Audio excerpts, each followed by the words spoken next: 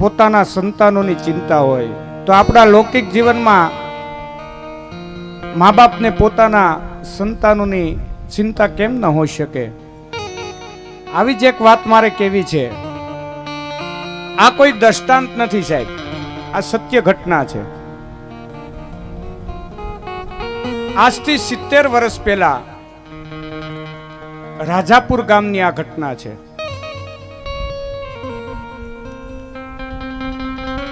જૂના ઘાટનું ઝૂંપડા જેવું એક મકાન, એમાં એક બ્રાહ્મણ દંપતી રહે.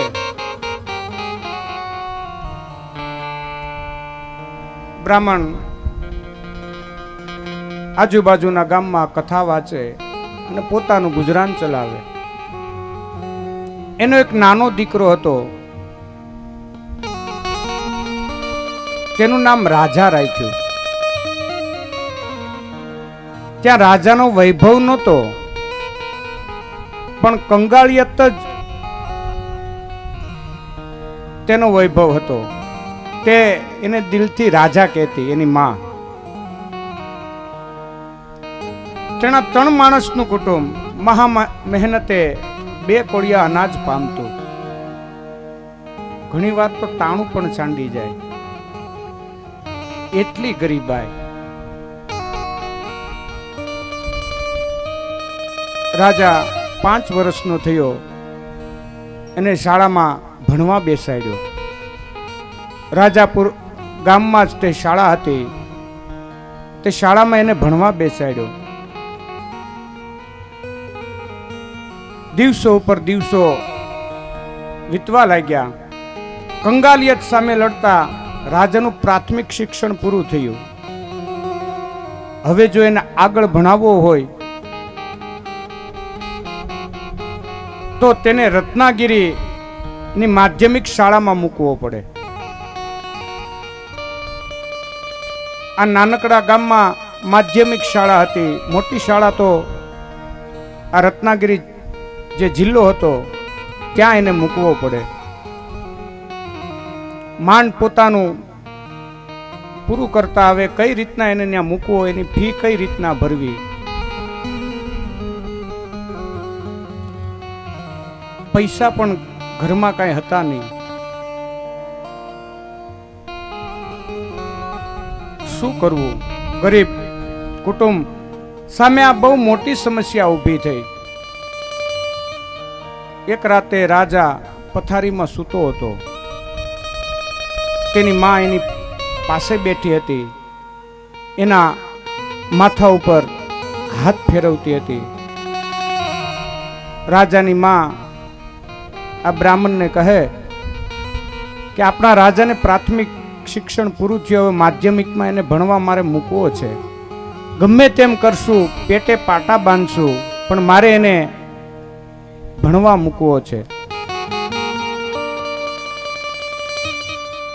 બાપને પણ એમ થયું કે વાંધો નહીં, ગમે તેમ કરીને આપણા રાજાને મારે આગળ ભણાવવો છે.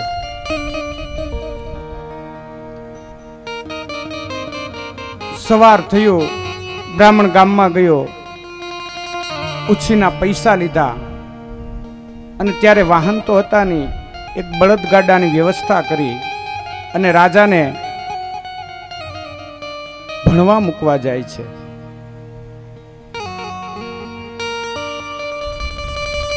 પતિ પત્નીની આંખો ભીની થઈ, તેનું હૈયું ભરાઈ આવ્યું. આંસુ નીતરતી આંખે માએ વહાલ સોયા દીકરાને અલગો કર્યો. રાજાને હાઈસ્કૂલમાં દાખલ કરી બાપ પાછો ફર્યો. એના અંતરમાં અખત્ય વેદના હતી. બ્રાહ્મણ પતિ પત્ની પેટે પાટા બાંધી એક ટક જમી અને છોકરા માટે પૈસા મોકલતા. છોકરો પણ અભ્યાસમાં હોશિયાર હતો. વેકેશન પડતા રાજા ઘેરે આવ્યો. મા બાપને અતિશય આનંદ થયો. પહેલી વખત આજ ઘરમાં ગળી વસ્તુ રંધાય અને આમે ગરીબના ઘરમાં બીજું રાંધવા જેવું શું હોય. 4 મહિના પછી રાજાનું જ્યારે વેકેશન ખુલ્યું એ પછી 4 મહિના પછી તેની પત્નીએ રાજાના પિતાને કહ્યું કે તમે રાજાને મળી આવો ને, પૈસાના અભાવે બિચારો મૂંઝાતો હશે. બ્રાહ્મણની પણ ઈચ્છા હતી કે લાવ હું રાજાને મળી આવું. સત્યનારાયણની કથામાંથી રૂપિયો મળેલો તે કેળે બાંધ્યો અને શ્રીફળ આવેલા એમાંથી એની માએ કોપરા પાક બનાવી દીધો. રાજાને કોપરા પાક બહુ ભાવતો. કોપરા પાક બનાવ્યો, તે લઈ અને સવારમાં 4 વાગ્યે બ્રાહ્મણ શહેર તરફ ચાલતો થયો. જૂની લાલ પાઘડી, ફાટેલું અંગરખું, ધોતિયું. ગામથી બ્રાહ્મણને જોઈ હાઈસ્કૂલના જે છોકરા હતા ને એની મશ્કરી કરતા હતા. એને કુતૂહલ થયું. મોટી રિસેસ પડી અને રાજા રમવા માટે બહાર આવેલો. તેને જોયું કે મારા પિતા આવે છે. જો આગળ આ બધા છોકરાને ખબર પડશે ને કે આ મારા પિતા છે તો મારી મશ્કરી કરશે. એના પિતાએ રાજાને જોયો. એના પિતાએ એને મળવા દોટ મૂકી. રાજા એના ભાવ સમજી ગયો એટલે એના પિતાને લઈ અને એક સાઈડમાં એક ઝાડવું હતું એની નીચે બેસાડ્યા. પિતાએ ખબર અંતર પૂછ્યા. પછી કે હાલ મારે તારી નિશાળ જોવી છે. રાજા કે નહીં, ત્યાં કોઈને આવવાની મનાઈ છે અને ત્યાં આવવું હોય ને તો આચાર્યની પરવાનગી લેવી પડે.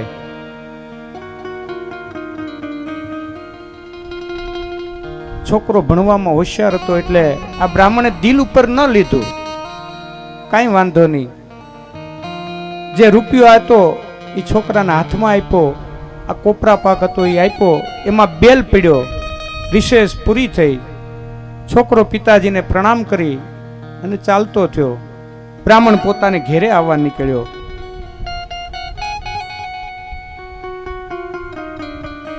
વર્ષો જતા કઈ વાર નથી લાગતી. રાજા હવે બાળક બની અને કિશોર થયો. રાજા ખંતથી અભ્યાસ કરતો. મેટ્રિકમાં પાસ, પ્રથમ નંબરે આવ્યો. હવે તેને સ્કોલરશીપ પણ મળતી હતી. છોકરાને વધુ અભ્યાસ અર્થે મુંબઈ મોકલ્યો. તે વખતે મુંબઈ જવું એટલે આજ અમેરિકા જવું એટલું થતું. તેને મુંબઈ મોકલ્યો. મુંબઈ આવ્યા પછી પિતાને પહેલો પત્ર લખ્યો. પોતાના કુશળ સમાચાર લખ્યા. પરંતુ એ દિવસો દરમિયાન રાજા એક શ્રીમંત યુવતીના પ્રેમમાં પડ્યો. ગામનો ગરીબ બાપ પોતાના છોકરાને ભણાવવા શિવનો અભિષેક કરતો અને વિનંતી કરતો કે હે ભગવાન, મારા રાજાને હેમખેમ રાખજે અને અભ્યાસમાં આગળ વધે એવી પ્રાર્થના કરતો. એક પછી એક રજાઓ પૂરી થઈ, પણ એક કે બીજા બહાને રાજા ઘેર આવવાનું ટાળતો. માં બિચારી, મારો રાજા આવશે, આવતી રજામાં જરૂર આવશે એમ કહી મનને મનાવતી. અને સાહેબ, માં તો માં છે. કાનની બુટ્ટીની જોડ મળે સાહેબ, હાથના કંકણની જોડ મળે, પણ જનનીની જોડ ન મળે. કવિ કાગે કીધું ને કે મોઢે બોલું માં, ત્યાં તો મને મારું સાચે નાનપણ સાંભળે, મોટપની મજા મને કડવી લાગે કાગડા.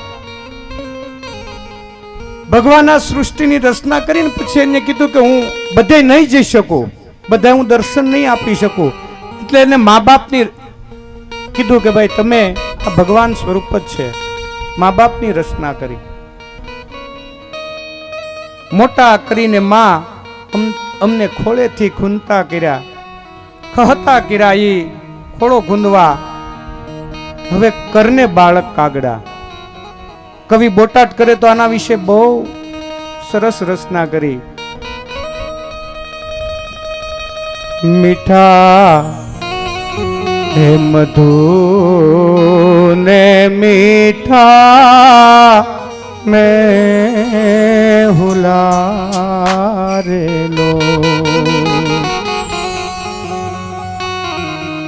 એથી મીઠી છે મોરી માત રે યા જનની,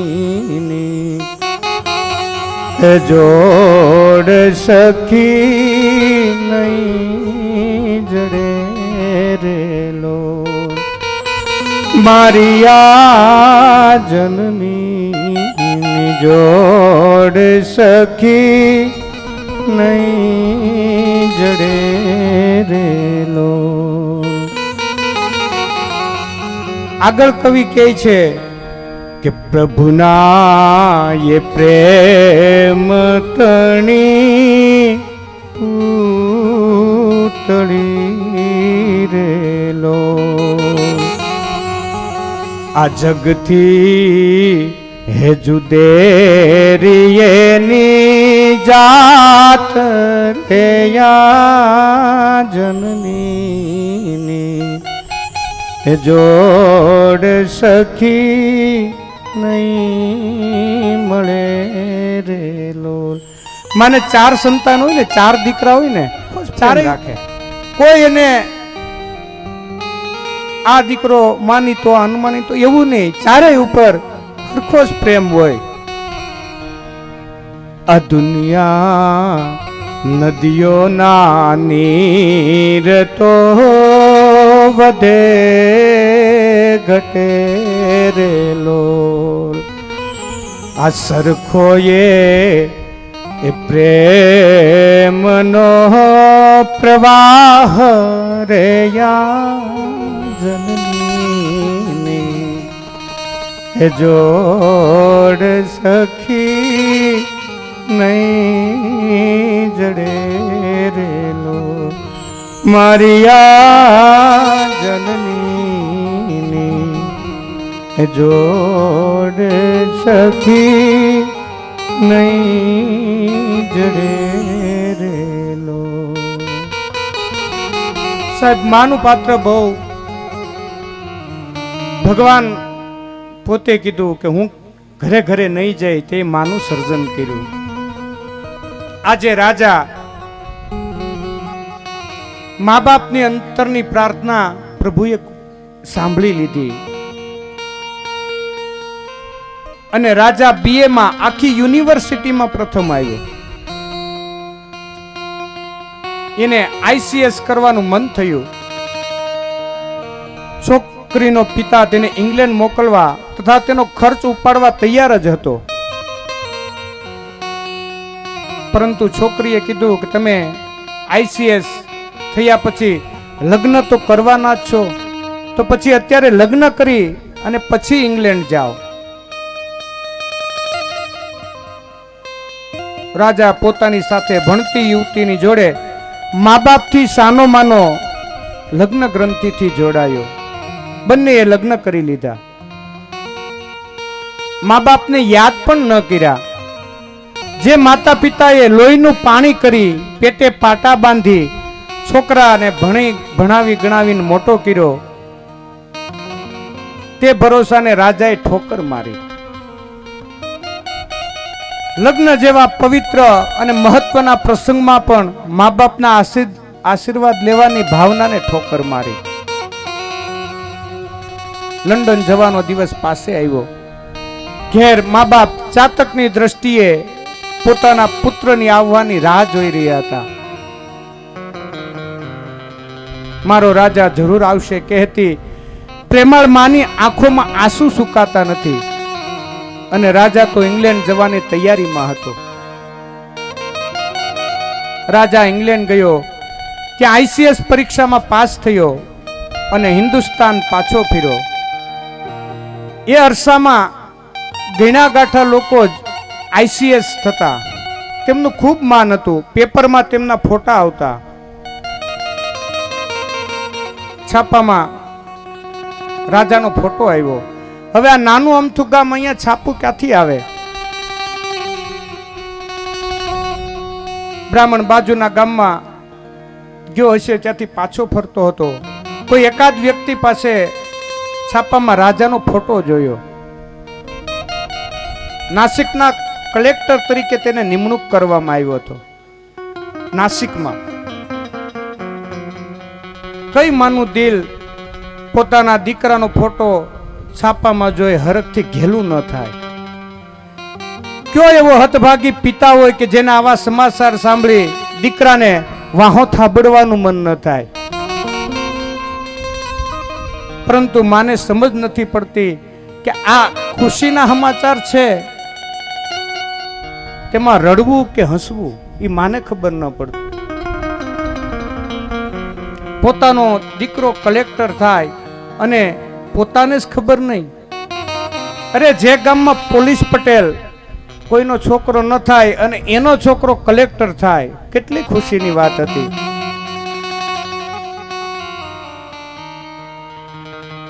પરંતુ દીકરાને પત્ર લખવામાં પણ સમય ન મળ્યો. જે માએ મારો દીકરો ભણીને મોટો થાય તે માટે પેટે પાટા બાંધ્યા, તે દીકરાએ મોટા થયા પછી માં પણ ન યાદ આવી. વધુ તો નહીં, માના આશીર્વાદથી હું યશસ્વી થયો છું. પિતાના સહેલા કષ્ટોથી હું મોટો સાહેબ બન્યો છું, એટલો પણ ખ્યાલ ન આવ્યો. બાપને આ વાતનું ખૂબ દુઃખ થયું. બ્રાહ્મણ પત્નીએ પતિને જમાડ્યા. જમાડતા વાત કાઢી કે ચાલો ને રાજાને આપણે એકવાર મળી આવીએ. શું આપણો રાજા ભૂલી જાય તો આપણે પણ રાજાને ભૂલી જવાનું? પુત્ર કપુત્ર થાય, શું માવતર કમાવતર થોડા થાય? માનું હૃદય પુત્ર જોવા માટે તલસી રહ્યું હતું. બ્રાહ્મણ કહે કે રાજાની માં તું કેમ ભૂલી જાય? રાજાને ભણવા આપણે કેટલા કષ્ટો વેઠ્યા. કલેક્ટર થયો તેથી શું આપણે એના મા બાપ, આપણે શું આપણે હલકા છે? આપણે શું તેના મા બાપ હોવાની યોગ્યતા ગુમાવી બેઠા? કોને ખબર ભગવાને આ સજા શા માટે આપી? હવે તો ઉપાડી લઈ તો છુટકારો થાય. આજે બ્રાહ્મણની આંખમાં આંસુ આવી ગયા. તે રડી પડ્યો. પત્નીથી આ પતિનું કષ્ટ સહન ન થયું. પતિને આશ્વાસન આપી તેની પાસે શબ્દો ન હતા. એક દિવસ બ્રાહ્મણ ભગવાન સૂર્યનારાયણને અર્ઘ્ય આપી રહ્યો હતો. ત્યારે બ્રાહ્મણ પત્ની તેની પાસે આવી અને ઊભી રહી. બ્રાહ્મણ પત્નીએ દર્દભર્યા શબ્દોમાં બ્રાહ્મણને કહ્યું કે આજ સુધી મેં તમારી પાસે કશું માંગ્યું નથી. આજ મારે તમારી પાસે માગવું છે. એકવાર મરતા પહેલા રાજાને જોવાની મારી ઈચ્છા છે. ગમે તેમ કરી મને રાજા પાસે લઈ જાઓ. આમ કહેતી બ્રાહ્મણ પત્ની રડી પડી. તો કહે તમને મારા સોગન છે, એકવાર મને રાજા પાસે લઈ જાઓ. બ્રાહ્મણ કહે વાંધો નહીં, થોડા દિવસમાં નાસિક જઈશું. પરંતુ નાસિક જવાનો ખર્ચ ઘણો થાય, કઈ રીતે જવું? એક પ્રશ્ન હતો. આખરે બંને વિચાર્યું કે આપણી પાછલી અવસ્થા છે. નાસિકની યાત્રા કરશું, ગોદાવરીમાં સ્નાન કરશું અને છેલ્લું આયુષ્ય તીર્થભૂમિમાં વિતાવશું. એમણે જે ઝૂંપડા જેવું પોતાનું મકાન હતું ને તે વેચી નાખ્યું.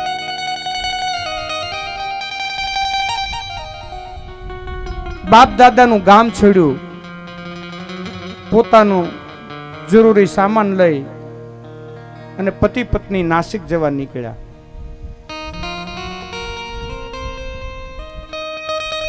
નાસિક આવી બ્રાહ્મણે પોતાની પત્નીને કહ્યું કે તું અહીંયા બેસ, હું હમણાં આવું છું. કલેક્ટરનું ઘર પૂછતા પૂછતા બ્રાહ્મણ મુખ્ય દરવાજા પાસે આવ્યો. ચોકીદાર પેરો ભરતા હતા. તેણે ચોકીદારને કહ્યું કે મારે તારે તમારા કલેક્ટર સાહેબને મળવું છે. ચોકીદારે અંદર કમ્પાઉન્ડમાં તેને જવા ન દીધો. ચોકીદારે તોસડી ભાષામાં કહ્યું કે આ કલેક્ટરનો બંગલો છે, આ કઈ ધર્મશાળા નથી. ચાલ અહીંથી ભાગ, તારા જેવા સાંજથી સવાર સુધી કેટલાય આવે છે. બ્રાહ્મણનું તેજસ્વી લોહી ઉકળી ઉઠ્યું.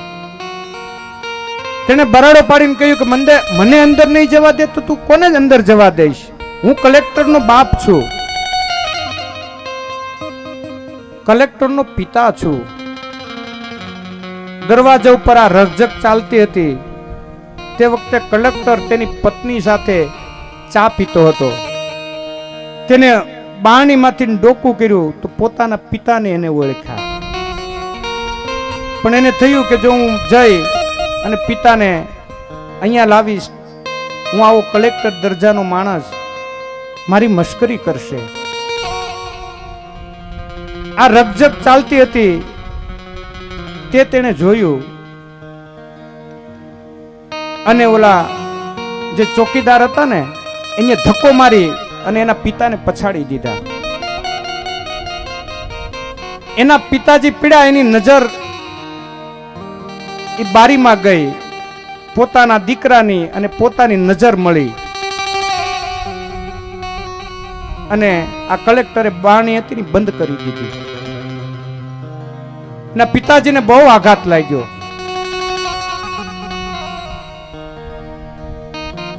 પોતાની પત્ની પાસે આવ્યો અને એવો તાવ આવ્યો એને કે મૃત્યુ પામ્યો.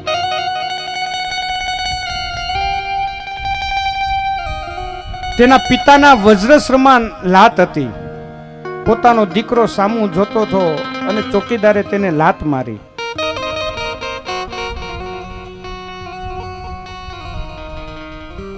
પોતાના પતિનો અગ્નિ સંસ્કાર કર્યો. હવે તો આ બાઈ નોધારી બની ગયેલી.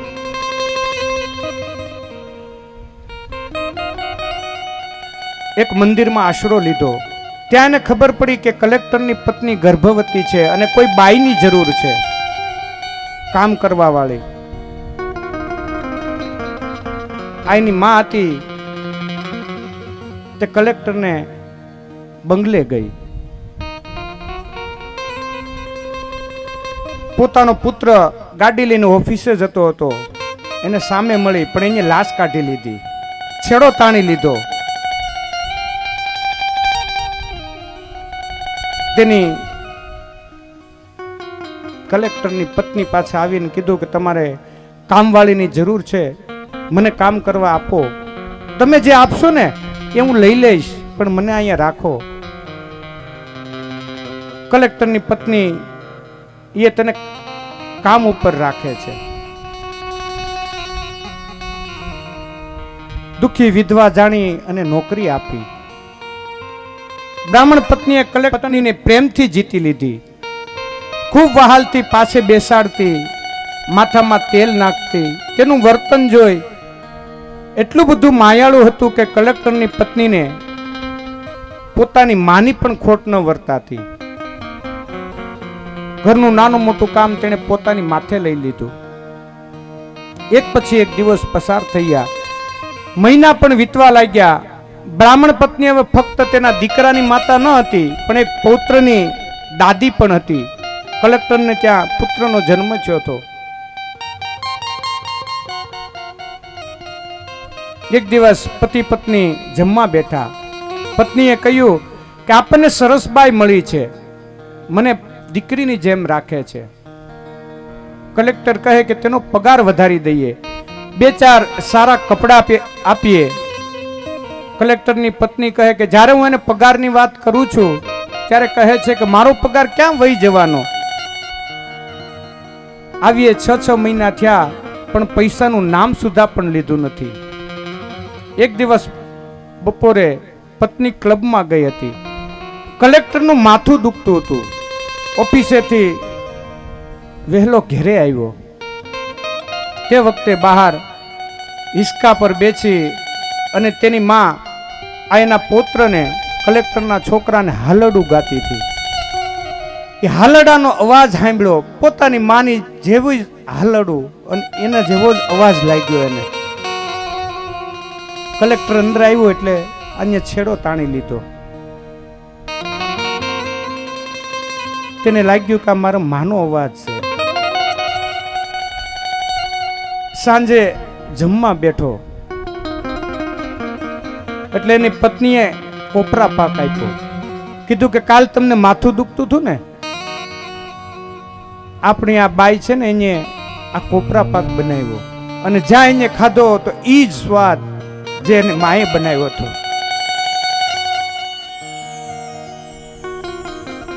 આ જાણવા માટે એકવાર કલેક્ટર ઓફિસેથી વેલાસર પાછો આવે. એની પત્ની બહાર ગઈ હોય છે. તે કહે કે મને માથું દુખે છે.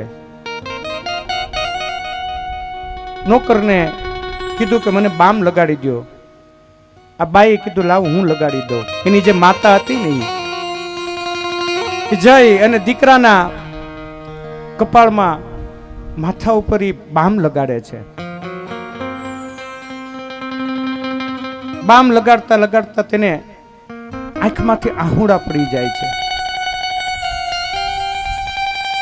ગંગાજળ સમા બે આહુડા કલેક્ટરની ગાળ ઉપર પડે છે. કલેક્ટરને ખાતરી થઈ, સફાળો ઉભો થયો, નોકરાણીના પગ પકડી લીધા. સૌધાર આંસુએ તે રડી પીડ્યો. માના પગ આંસુડેથી પલાળ્યા. મારો રાજા કહી પ્રેમથી રાજાની પીઠ ઉપર હાથ ફેરવવા લાગી. રાજા કહે બા હું પાપી છું. આંગણે આવેલા બાપને પાસા કાઢ્યા. માં મને ક્ષમા કરો. ફરીથી તે માના ચરણમાં પીડ્યો. માં તારા દીકરાને ત્યાં જ તારે નોકરાણી થઈને રહેવું પડ્યું. માના ખોળામાં માથું મૂકી ધ્રુસકે ધ્રુસકે રડવા લાગ્યો. કલેક્ટરની પત્ની બહારથી આવી. તેણે વાત સાંભળી અને તેણે પણ તેની સાસુમાના પગ પકડ્યા. કીધું કે મારથી કાંઈ ભૂલ થઈ હોય તો મને માફ કરો. પછી કલેક્ટરે કીધું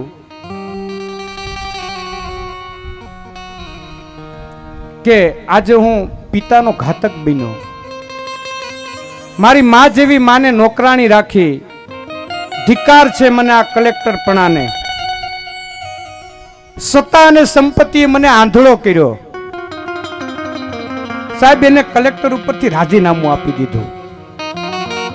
ન જોઈએ કે આવી મારે નોકરી કે જેણે મારા માતા પિતાથી મને અળગો કર્યો.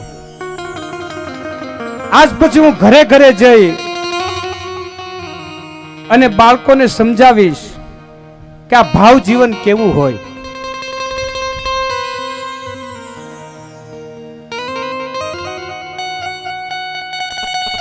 છોકરાને ભાવ જીવન સમજાવીશ. અને કવિ પુનિત તો મા બાપ વિશે કેવી કાવ્ય લખ્યું છે. ભૂલો ભલે બીજું બધું મા બાપને ભૂલશો નહીં. સાહેબ એક સત્ય ઘટનાની વાત કરું. મારથી આ કહેવાય નહીં, મારો નાનો ભાઈ કલેક્ટરની ઓફિસમાં નોકરી કરતો. મારા માતા પિતાની ઉંમર 90 વર્ષ છે. મારા પિતાની ઉંમર એ ચાલી નથી શકતા. બાવડું પકડીને એને લઈ જવા પડે. મારે આવી કથા હોય, હવન હોય તો મારે જવું પડે. હવે એની સેવા કોણ કરે? સાહેબ એને નોકરી મૂકી દીધી. ત્યાંથી સાહેબનો ફોન આવ્યો. એને કીધું દાદા તમે આવી નોકરી મૂકી દો. તો કે સાહેબને એવું કીધું કે સાહેબ નોકરી તો ઘણી મળશે, માતા પિતા નહીં મળે. સાહેબ સત્ય ઘટના છે. લાખો લડાઈ વાલા જેણે કોડ સૌ પૂરા કર્યા. લાખો લડાઈ વાલાડ જેને કોડ સૌ પૂરા કર્યા કોડના પુરનારને કોડ પૂરવા ભૂલશો નહીં કાઢી મુખેથી કોળિયા મોમાં દઈ મોટા કર્યા એ પુનીત જનના કાળજા પથ્થર બની છૂંદશો નહીં હે પુનીત જનના કાળજા પથ્થર બની છૂંદશો સાહેબ ધન ખર્ચતા બધું મળી જાય ને અત્યારે તમે આપો ધન ખર્ચતા બધું મળે પણ મા બાપ ન મળે ધન ખર્ચતા મળશે બધું મા બાપ પાછા નહીં મળે એ પુનીતના ચરણો તણી કે ચાહના ભૂલશો નહીં મા બાપને ભૂલશો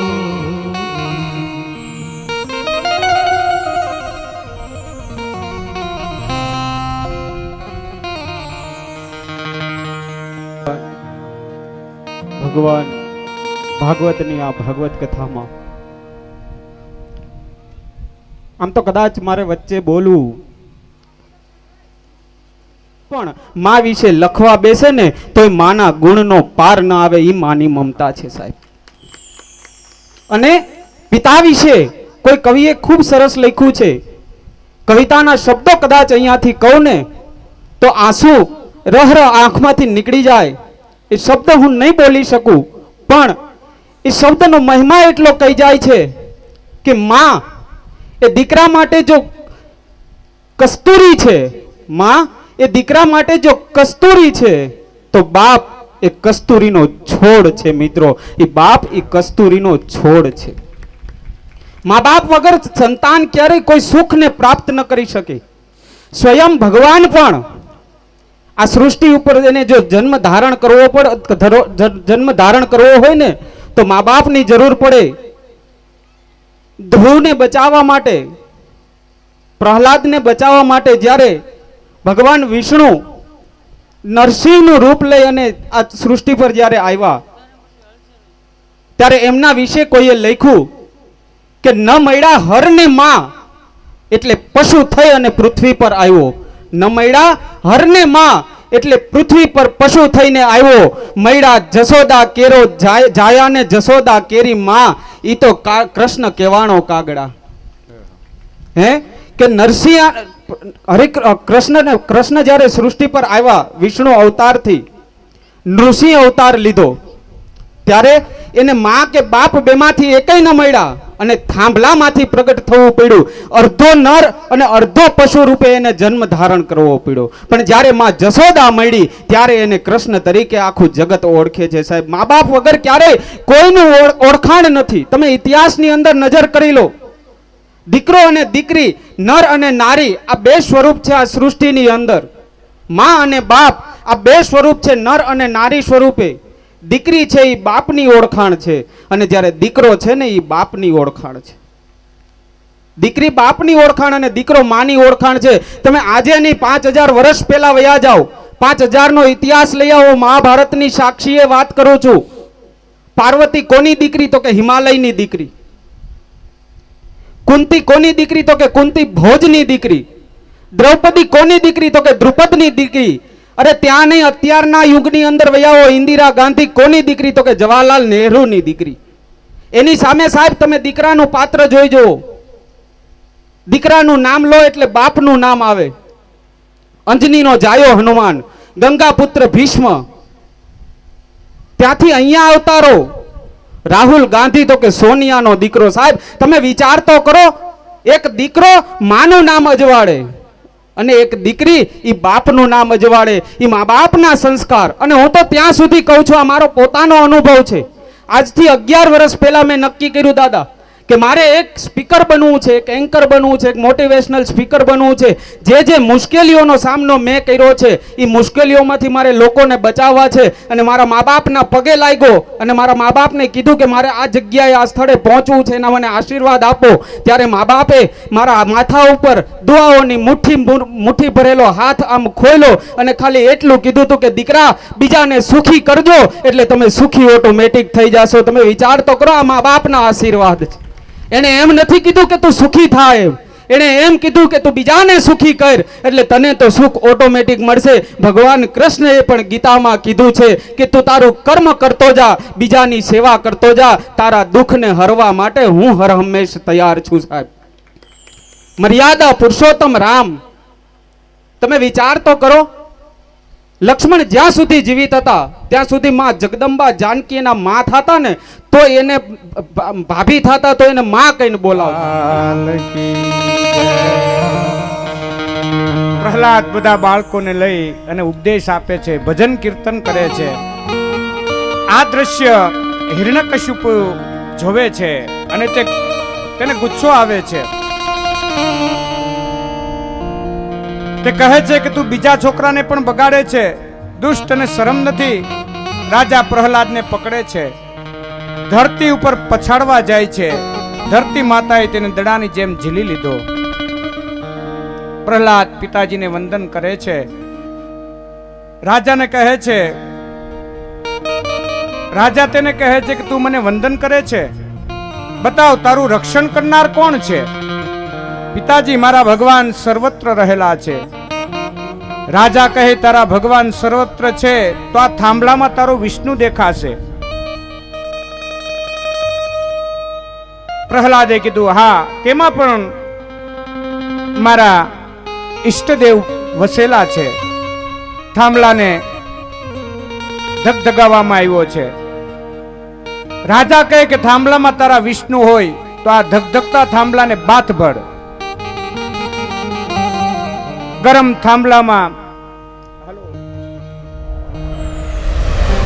થાંભલામાં પ્રહલાદે જોયું તે કીડીને હાર જોઈ. પ્રહલાદને થયું કે પ્રભુ આવી ગયા છે અને જ્યાં બંને હાથ ભીડવા જાય છે, થાંભલો ફાટ્યો, અવાજ થયો, તેમાં નરસિંહ નારાયણનું પ્રાગટ્ય થયું. બોલો નરસિંહ નારાયણ ભગવાન કી જય. જ્યારે નરસિંહનું પ્રાગટ્ય થયું ત્યારે ગુરુ ગુરુ શબ્દ નરસિંહ ભગવાન બોલ્યા છે.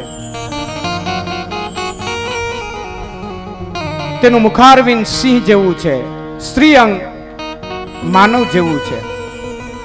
પ્રભુએ બે હાથ લંબાવી નીચે ઉભેલા હિરણ્યકશિપુને ઉઠાવી પોતાની જાંઘ ઉપર ઉમરા વચ્ચે બેઠા છે.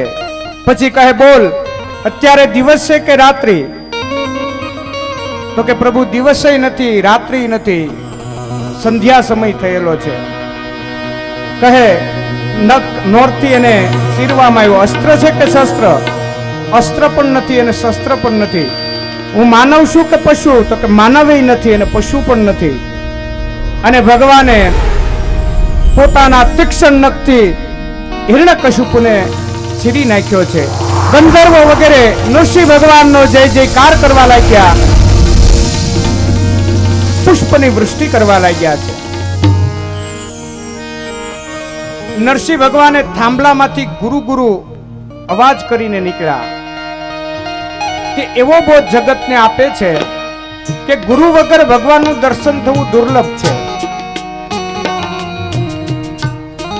ગુરુનો મહિમા વધારવા ભગવાને ગુરુ ગુરુ શબ્દનો ઉચ્ચાર કરેલો.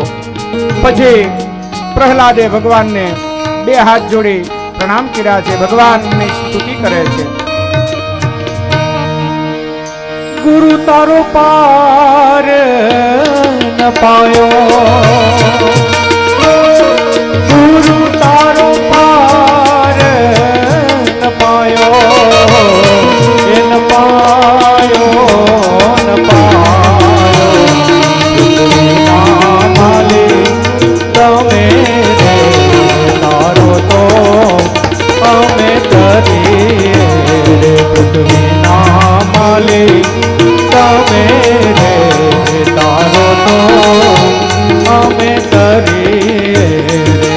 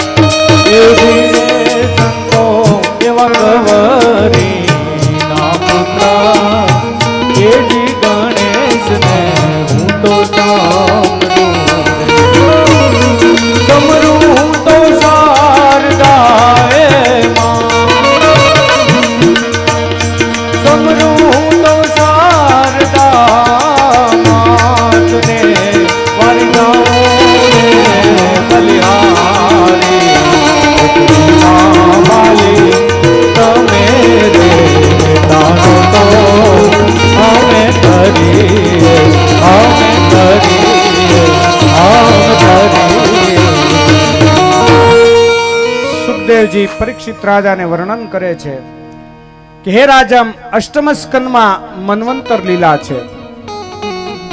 પરીક્ષિત રાજા પ્રશ્ન પૂછે છે કે આ ગજેન્દ્ર મોક્ષની કથા મને કહો. સુખદેવજી રાજર્ષિને વર્ણન કરે છે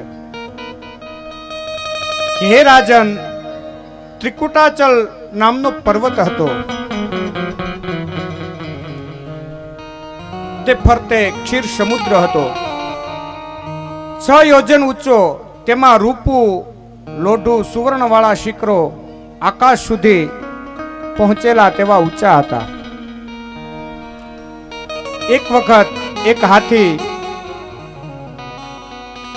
પોતાની હાથણીઓ અને બચ્ચાઓને લઈ જળ ક્રીડા કરવા માટે આવ્યો છે.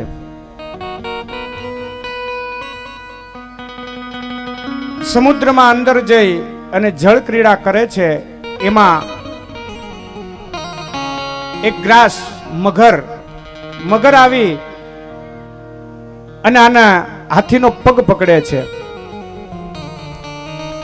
હાથી ઘણી કોશિશ કરે છે, પણ હાથી જે છે એ સ્થળસર એટલે સ્થળ ઉપર રહેવા વાળા, અને મગરમચ્છ છે એ જળચર છે. એની શક્તિ એમાં ઉપયોગ ન થઈ શકી. તેની હાથણીઓ અને બચ્ચાઓને લઈ તે પણ કાંઠે વહી ગઈ. આક્રાંત કરે છે, પણ હાથીને છોડાવતા નથી.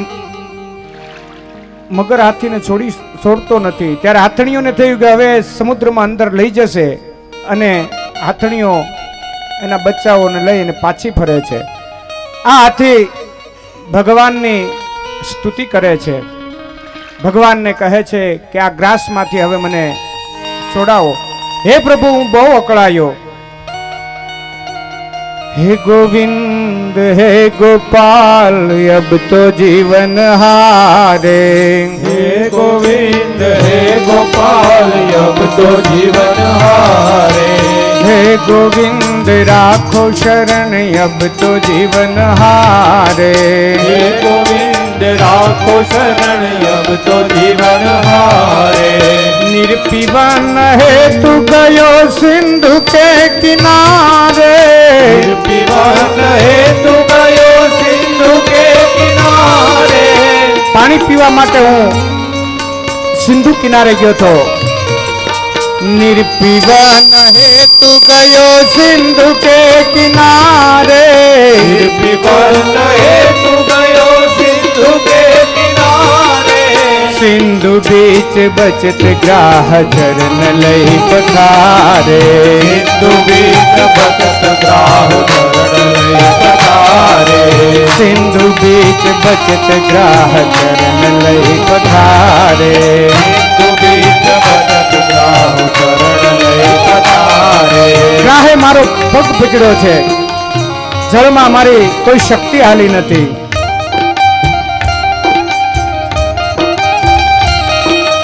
हे गोविंद हे गोपाल अब तो जीवन हारे। हे गोविंद हे गोपाल अब तो जीवन हारे। चार प्रहर युद्ध भयो लई गयो मझदारे।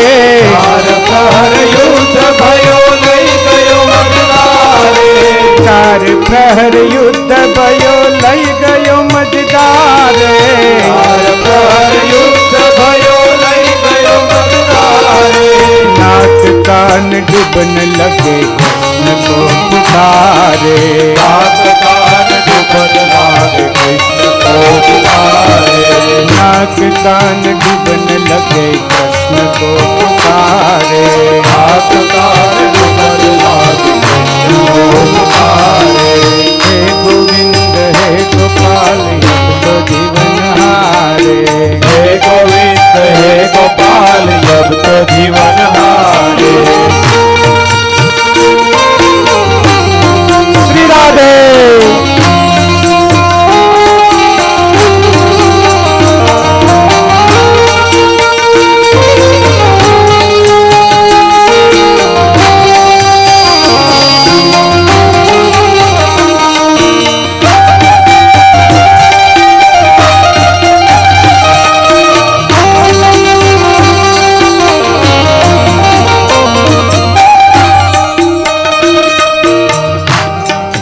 द्वारिका में शब्द गयो शोर भयो भारे। द्वारिका में शब्द गयो शोर भयो भारे। द्वारिका में शब्द गयो शोर भयो भारे। द्वारिका में शब्द गयो शोर भयो। शंख चक्र गदा पद्म गरुड़ लई सिधारे। शंख चक्र गदा पद्म गरुड़ लई सिधारे।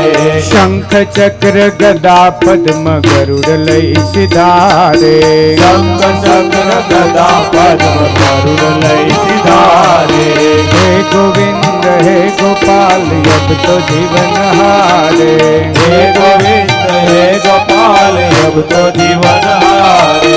हे गोविंद राखो शरण अब तो जीवन हारे। हे गोविंद राखो शरण अब तो जीवन हारे।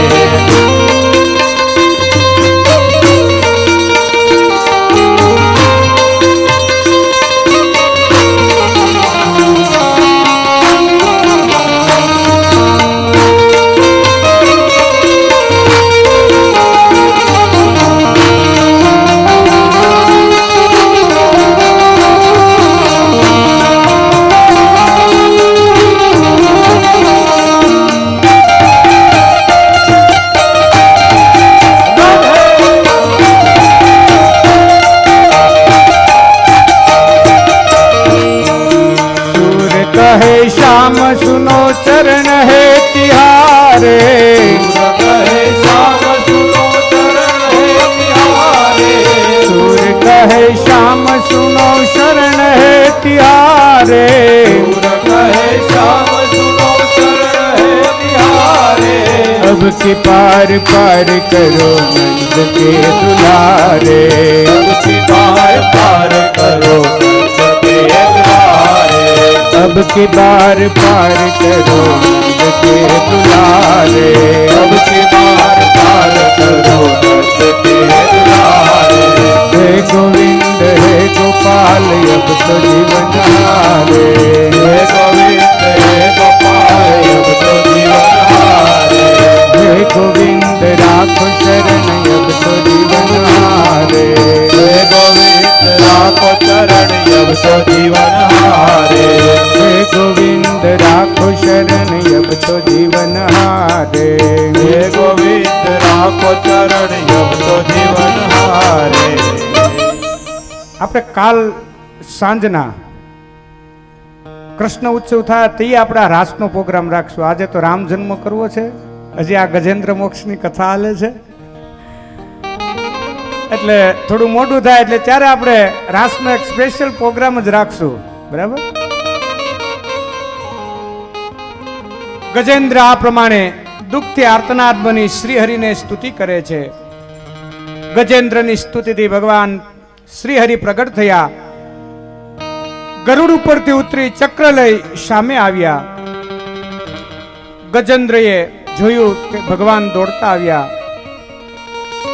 ગજેન્દ્રએ સમુદ્રમાંથી એક કમળનું પુષ્પ લઈ ભગવાનને અર્પણ કર્યું. ત્યાર પછી ભગવાને સુદર્શન ચક્રથી મગરને માર્યો અને ગજેન્દ્રને મુક્ત કર્યો છે. પોતાના સુદર્શન ચક્રથી ગજેન્દ્રનો ઉદ્ધાર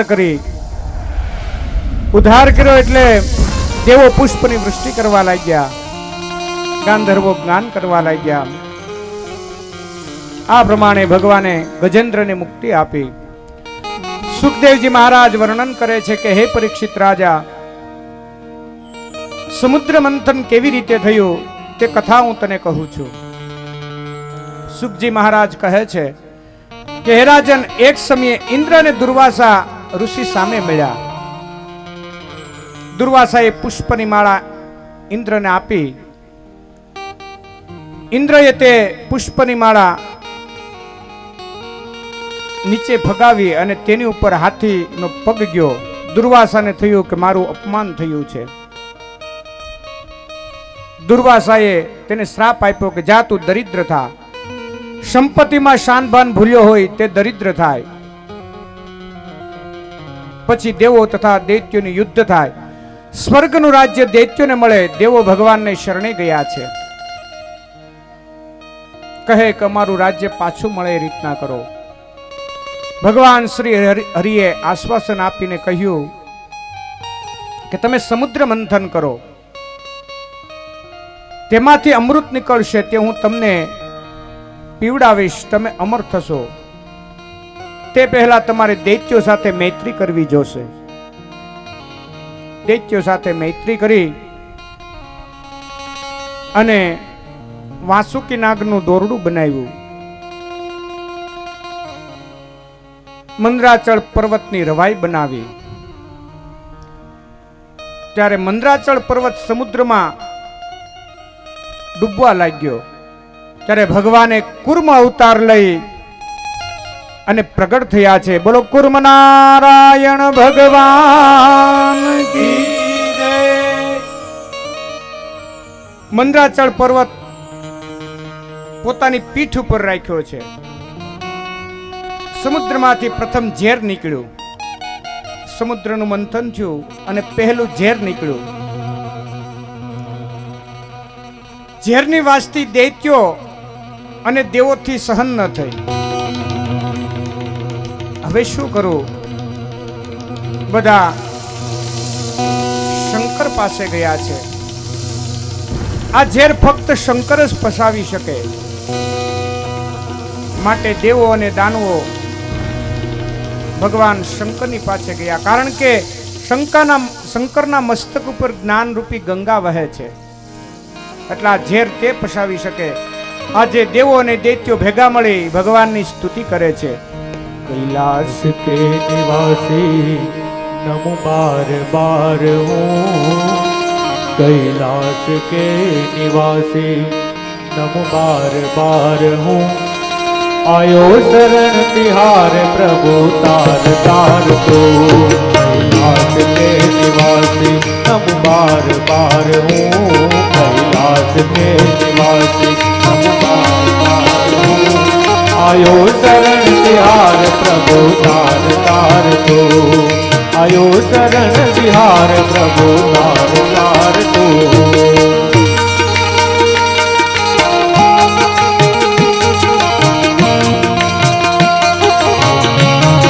जय भोलेनाथ।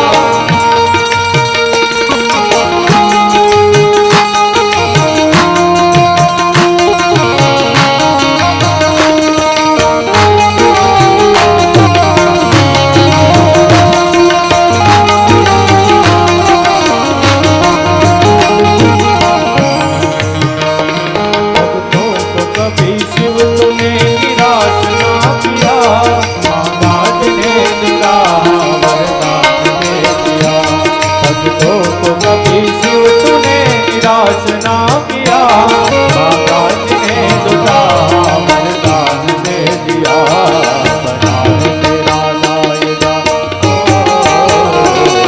बना है तेरा दायरा बड़ा दातार तू बड़ा दातार तू आयो शरण तिहार बोले तार तार तो आयो शरण तिहार बोले तार तार तो कैलाश के निवासी नम बार बार हो नमो बार बार हो आयो शरण तिहार बोले तार तार तो आयो शरण तिहार प्रभु तार तार तो क्या क्या नहीं दिया है हम क्या प्रमाण दे बसे गए त्रिलोक शंभु तेरे नाम से क्या क्या नहीं दिया है हम क्या प्रमाण दे बसे गए त्रिलोक शंभु तेरे नाम से शहर पिया जीवन दिया कितना उदार तू जहर पिया